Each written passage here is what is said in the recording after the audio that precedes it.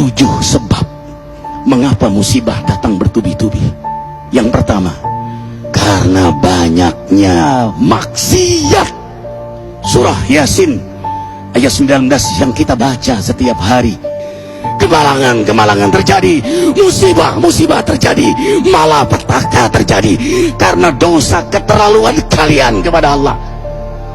Yang kedua, karena banyaknya orang berbuat zalim. Dengarkan surah Qasas ayat 59. Kami tidak akan menghancurkan satu daerah kecuali para penduduknya banyak berbuat zalim. Anak durhaka pada orang tua, istri yang berani kepada suaminya, perampok, pembunuhan di mana-mana. Ini mengundang bala bencana. Yang ketiga, mengundang bala bencana karena kelakuan tangan-tangan manusia. Rum 41. Telah tampak kerusakan di daratan dan lautan karena tangan-tangan jahil manusia, agar mereka merasakan akibat perbuatan mereka. Sebagian mereka merasakan akibat perbuatan mereka, agar mereka kembali kepada Allah. Yang keempat, bencana terjadi karena para tokoh melakukan kemaksiatan dan kezaliman. Dengarkan dengan iman, wahai penduduk Indonesia yang mulia, bila kami ingin menghancurkan suatu negeri, kami perintahkan para tokohnya untuk taat kepada Allah, tapi mereka maksiat, tapi mereka berbuat zalim, tapi mereka khianat kepadaku dan kepada makhlukku. Fahaqa alaihil qaul, maka haklah untuk mereka datang bala bencana seperti kaum Ad, kaum Samud, kaum Lut, kaum Nuh. Kami hancurkan sehancur-hancurnya. Siapa tokoh itu? Para pemimpin kita yang sumpah Al-Quran di kepalanya, demi Allah tidak korupsi. Lalu korupsi. Siapa lagi?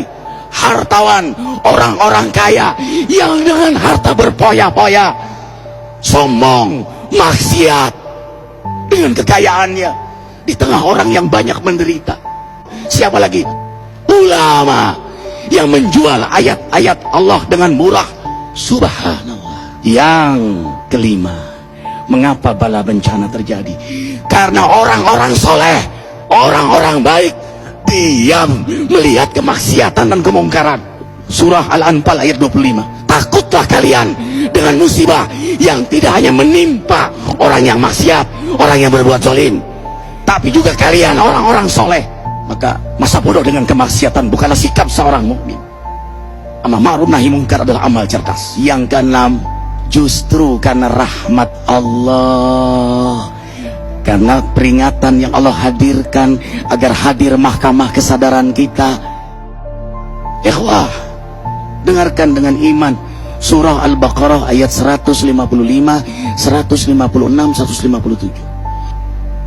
Kami pasti uji kalian dengan sesuatu yang buat kalian takut lapar, takut miskin, takut kematian.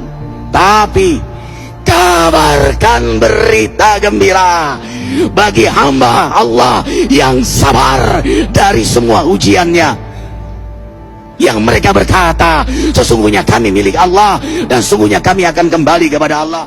Yang terakhir, yang ketujuh, ada yang nanya, bagaimana yang maksiat yang selamat? Tenang-tenang saja. Yang berbuat zalim malah sukses. Di mana keadilannya? Allah Maha Adil. Dengarkan surah Hud ayat 15-16. Barang siapa mencari kesenangan dunia, lalu dia menghalalkan semua cara, apa kata Allah? Kami beri, tapi di akhirat tidak mendapatkan secuil pun kenikmatan, malah nikmat di dunianya menjadi bahan bakar azab untuk dirinya. Itulah istidrat. Lalu apa sikap kita sekarang? Orang beriman menjadikan peristiwa apapun sebagai jalan untuk mendekatkan dirinya kepada Allah.